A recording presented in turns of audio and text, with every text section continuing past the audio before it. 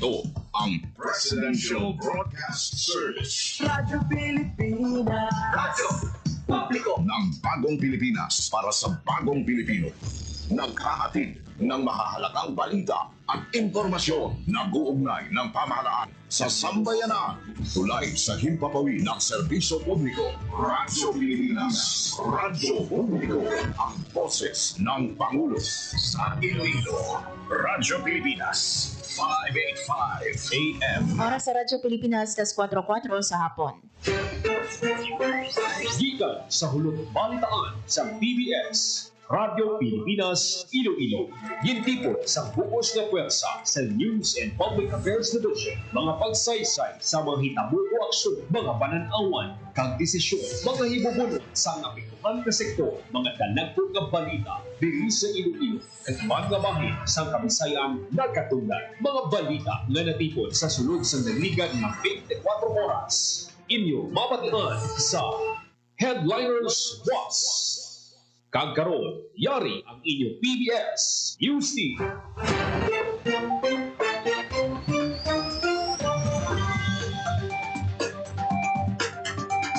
Mayong hapon Pilipinas, mayong hapon Western Visayas, ini ang Headliners Was. Adlaw kita subong sang Martes, Mayo 27 to 2025. Kalo sa inyo regular nga anchorman Paul Tarosa, akong inyo alagad Marian Grace Eranyata, kagkaroon sa aton mga headline. Pagbaligya sang 20 pesos kada kilo nga bugas sa syudad sang Bacolod, target nga masugura sa una nga semana sang bulan sang Hunyo. Window hour sa 6-kilometer extended danger zone sang Mount Canaon, suspendido na sugod buwas. Western Visayas Regional Athletic Association nakakuha sa 7 ka gold sa 2025 para rong pambansa regular sports. Duha ka student athlete gikan sa Western Visayas bag-o nga record holder sa palarong pambansa 2025. Pag-file sang kaso sang CCWI wala basihan kag pangpangharas lang sunod sa DPWH Region 6. Kaso sang dengue sa syudad sang Iloilo nadugangan sang duha sa Morbidity Week 22. Kag sanitary inspector sang Banwa sang Leon, Iloilo naghiwas sang entomological survey para sa dengue prevention and control. Oras sa Radyo Pilipinas, 4:07 sa hapon. Kagkaroon sa detalye na sang aton mga balita. Radyo Pilipinas. Radyo Pilipinas News. Pagbaligya sang 20 pesos kada kilo nga bugas sa Bacolod City, target nga masuguran sa una nga semana sang bulan sang Hunyo. Ang detalye sang balita sa report ni JP Hervas. Radyo Pilipinas. Radyo Pilipinas. Report. Target sa Bacolod City Government nga suguran sa unang semana sa Hunyo ang pagpatuman sang benteng bigas meron na o kung BBM na program. Sino kay Brenda Borgios, head sa Bacolod City Cooperative and Livelihood Development Office, may mga dokumento pa nga kinahanglan nga proseso antes masuguran ang pagbaligya sang 20 pesos kada kilo nga bugas sa Bacolod City. Dugang pa ng Bredos, may 7.79 million pesos ka pondo ang inpain sa Bacolod City Government para sa pagbakal sang 5,800 kasako sang bugas. Sa idalom sang programa target sa Bacolod City Government nga mabaligaan sang barato nga bugas sa mga solo parent, persons with disability, indigent, senior citizen, kag iban pa nga vulnerable sector sa syudad. Katuwang ang mga asosasyon kag kooperatiba, plano sang city government nga mapahamtang sang mga baligyan sang 20 pesos kilo nga bugas sa tanang sa 61 ka barangay, 3 ka mayor ng merkado publiko, kag mga opisina sa gobyerno sa Bacolod City. Para sa Bagong Pilipinas, JP Hervas, Radyo Pilipinas, Radyo Publiko. Radyo Pilipinas. Radyo Pilipinas News. Window hour sa 6-kilometer extended danger zone sang Mount Canaon, suspendido na sugod buwas. Nagabalik para sa detalye sang balita si JP Hervas. Radyo Pilipinas. Radyo Pilipinas. Report. Suspendido na sugod buwas Mayo 28 ang pagpatuman sang window period ukon pagpahanugot sang pagsulod sa 6-kilometer extended danger zone sa Bulkan Canaon halin lasay sa aga tugtuglas 4 sa hapon. Sunod sa Regional Task Force Kanlaon sa sigin pagkakaroon volcano bulletin sang DOSUP folks halin siya alas 5 sang aga kahapon tugtog alas 5 sang aga subong Mayo 27 nabalhag ang 31 ka volcanic earthquake sa bulkan, sulfur dioxide flux nga naglabot sa 1020 ka tonelada kag film nga may katason nga 700 metro. Dugang pa ang RTF Kalaon kung ipaanggid sa mga nagligad ang mga parametrong ini ang mahimo maging palatandaan sa gulpiyada nga paglupok. Madudumaan nga sining karon lang ginpatuman ang window period para panugutan ang mga residente nga makapanguma kag makaobra sa ibang pangakinahanglanon nga mga aktibidad. Para sa Bagong Pilipinas, JP Hervas, Radyo Pilipinas, Radyo Publiko, Iloilo. Radyo Pilipinas. Radyo Pilipinas News. Western Visayas nakakuha na sa 7 ka gold sa nagapadayon nga 2025 palarong pambansa regular sports. Yari ang report. Radyo Pilipinas. Radyo Pilipinas Report. Nakakuha na sa 7 ka bulawan ang Western Visayas Regional Athletic Association sa regular sports na nagapadayon nga palarong pambansa sa Ilocos Norte. As of 2:11 p.m. sa Mayo 27, may 7 na ka-gold ang Wibraa, 5 ka-silver kag 7 ka-bronze. Sa 7 nga bulawan, 4 nakuha sa elementarya kag 3 sa sekundarya. Sanding sa overall tally, rank 3 ang reyon sa East sa regular sports. Nagapanguna ang National Capital Region nga may 16 ka-gold, 10 ka-silver kag 3 ka-bronze, kag rank 2 naman ang Region 4A Calabarzon nga may 12 ka-gold, 13 ka-silver kag 7 ka-bronze. Para sa Bagong Pilipinas, Marian Grace Eraniata, Radyo Pilipinas, Radyo Publiko. Radyo Pilipinas. Radyo Pilipinas News. Duha ka student athlete gikan sa Western Visayas, bago nga record holder sa Palarong Pambansa 2025. Yari ang report. Radyo Pilipinas. Radyo Pilipinas Report. Duha ka student athlete gikan sa Western Visayas ang naka-break sang record sa nagapaday nga Palarong Pambansa 2025. Record breakers ang Nico Villaran kag Josh Gabriel Salcedo ngalon sa bago nga record holders para sa athletic secondary boys. Si Villaran record breaker sa 110-meter hurdles sa time on distance nga 14.00. Ang aning holder sa 110-meter hurdles amo si Patrick Maria Onso sa time on distance nga 14.68 sang 2010 nga gikan sa NCR. Samtang si Salcedo naman record breaker para sa discus throw.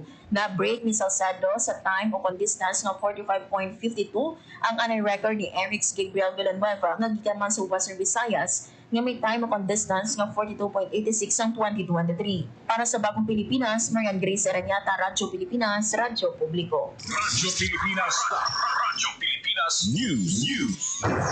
Nadebansahan sang kapiston hurler ang iya posisyon sa 100-meter hurdle sa 2025 Palarong Pambansa 2025.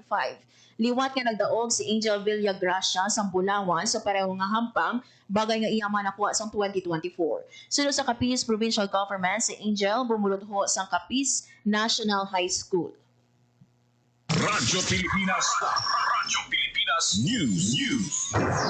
Wala sang basihan kag isa kasahi sang harassment ang pag-file sang kaso sang Crimes and Corruption Watch International Incorporated o kon CCWI batok sa pila ka opisyal sang Department of Public Works and Highways o kon DPWH Region 6. Ini ang kaundan sang press statement nga gimpagwa sang DPWH Region 6 batok sa akusasyon sang CCWI nga ginbuyagyag ni Carlo Batalya, presidente sang grupo.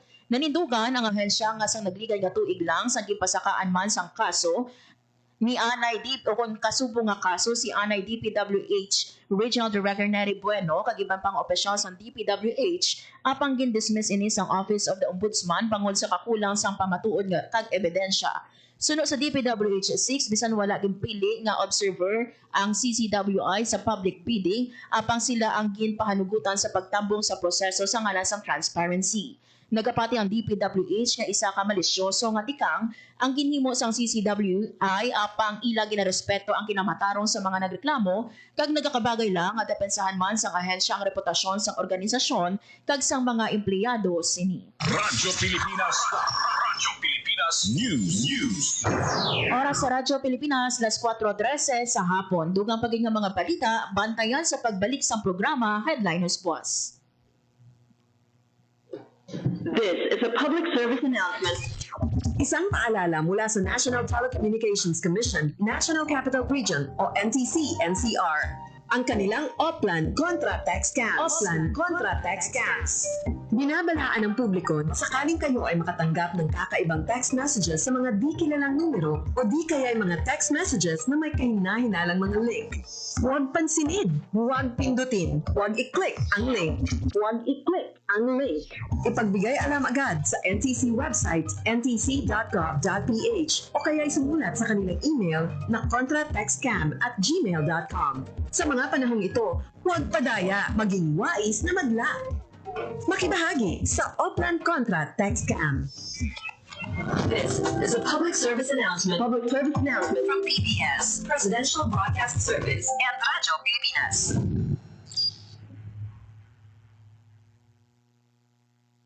Maging mapanuri, huwag maging biktima. Ito ang karanasan ni Joanna, Elena at Shona. Sinabi niya sa nanay ko, mabibigyan nila ako ng trabaho. Pwede niya daw akong gawing singer. Sa abroad daw. Doon ako pupunta para magtrabaho. Hindi niya sinabi yung trabaho ay sumayaw ng nakahubad.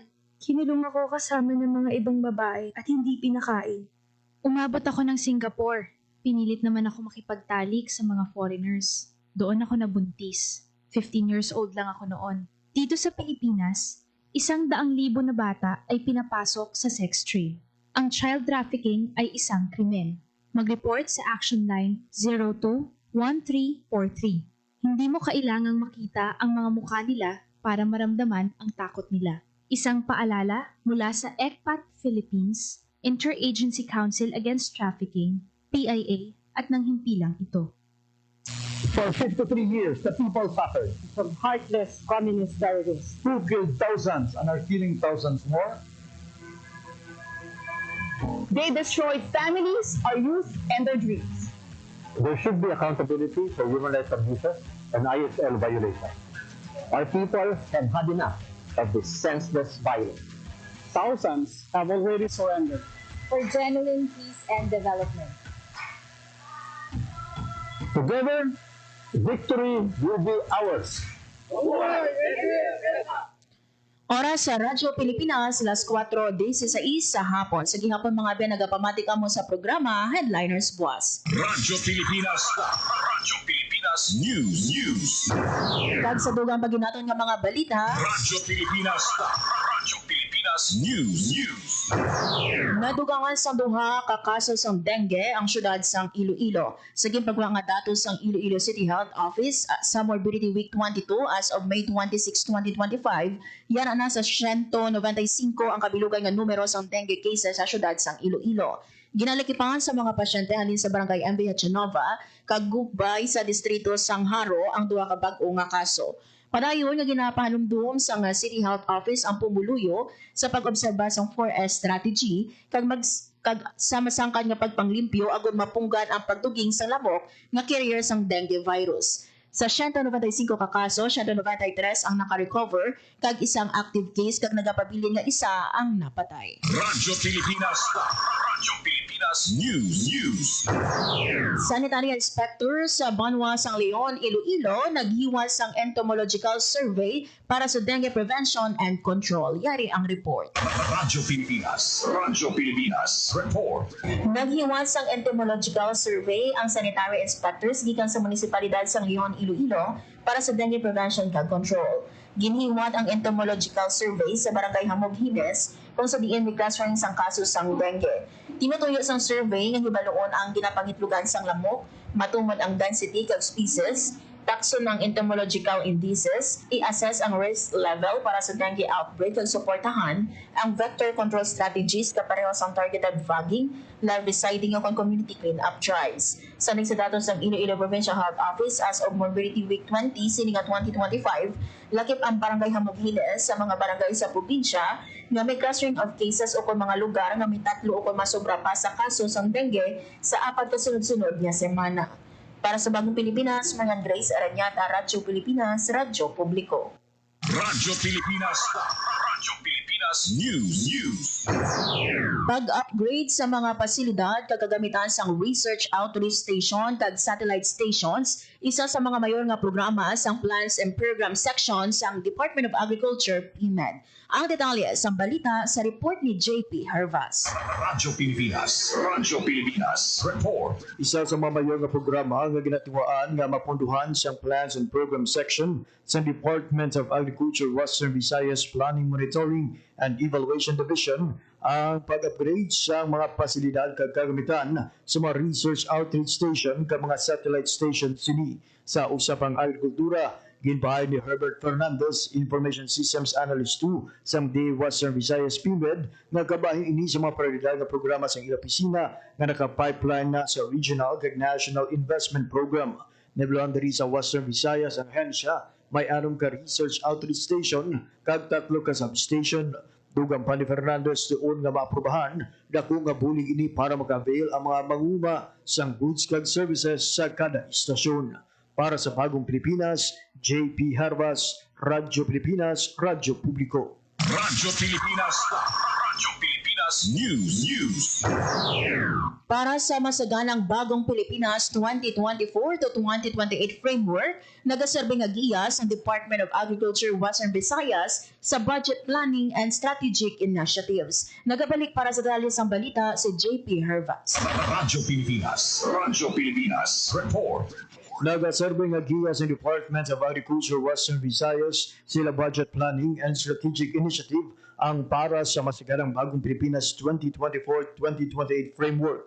Ang framework ang nasanto sa agenda ni President Ferdinand R. Marcos Jr. Sunod kay Dr. Gina Borja, Project Evaluation Officer 4 sa DA Western Visayas Planning, Monitoring and Evaluation Division, ang 4-year framework may duwa ka sectoral goals kag pulo ka strategiya agud malabot ini. Dugang pa ni Dr. Borja ang ahensya sa dalos ang pagpamuno ni Secretary Francisco Chulaurel Jr. nagainganyo sa mga transformative multi-year budget planning process nga gindisenyo para ma-maximize ang impact sa kabuhi sa mga manguma kag mangisda sa pihak sa limitado lang nga resources. Para sa Bagong Pilipinas, JP Harvas, Radyo Pilipinas, Radyo Publiko. Radyo Pilipinas News. Kag sa katapusan nga balita, Radyo Pilipinas News. 11 nga Urban Biodiversity Symposium o Bio Iloilo 2025 giniwat sa syudad sang Iloilo. Ang detalye sa balita sa report ni Janal Baclay. Radyo Pilipinas Report. Agod mapasangkad pa ang hibalo sa nagalain nga sektor sa kung paano tipigan ang dunang mangkat sa syudad sa Iloilo sa symposium ang ginhiwat sa Iloilo City Government Center of Officer of the Chancellor University of the Philippines Visayas sa UPB Auditorium. Ginpangunahan ni Dr. Resurrection Sadaba sa College of Art and Science UP Visayas ang pagtarakay sa mga importanteng impormasyon na hanungod sa urban biodiversity kag urban greening program. Dakit sa iya mga ginatarakay ang estado sa biodiversity sa Iloilo City, assessments ng 3 communities, kag pagtipig sang mga public plaza subong man pag-identify sang native plants kag mga pispis nga makita sa syudad. Ginainganyo man sa DAPA ang tagsaka lokal nga panguluhan na suportahan ang tree planting activities, labi na pagtanom sa native trees sa mga open areas sa syudad. Ang Bio Iloilo 2025 ang pinakauna nga biodiversity forum na ginhiwat at mapasangkad ang pagpinurigay sa nagkalain-lain na sektor para matipigan ang biodiversity sa Iloilo City kag maproteksyonan ang palibot kadungan sang ginatubang nga kauswagan. Para sa Bagong Pilipinas, General Baclay, Radyo Pilipinas, Radyo Publiko. Radyo Pilipinas News. Oras sa Radyo Pilipinas, 4:23 sa hapon.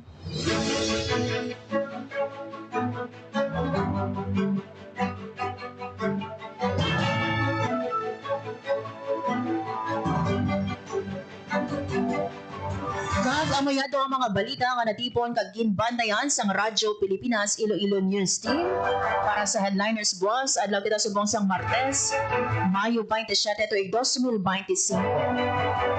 Sa ngalan sang amon mga katuwang teknika sa studio, Engineer Roy Luica Ipang, kag sa amon transmitter Sir Vermor Aventura, para sa Bagong Pilipinas, ako ang inyong tagbalita, Marian Grace Ereñata, Radyo Pilipinas, Radyo Publiko. Radyo Pilipinas, Radyo Publiko. Radyo Pilipinas.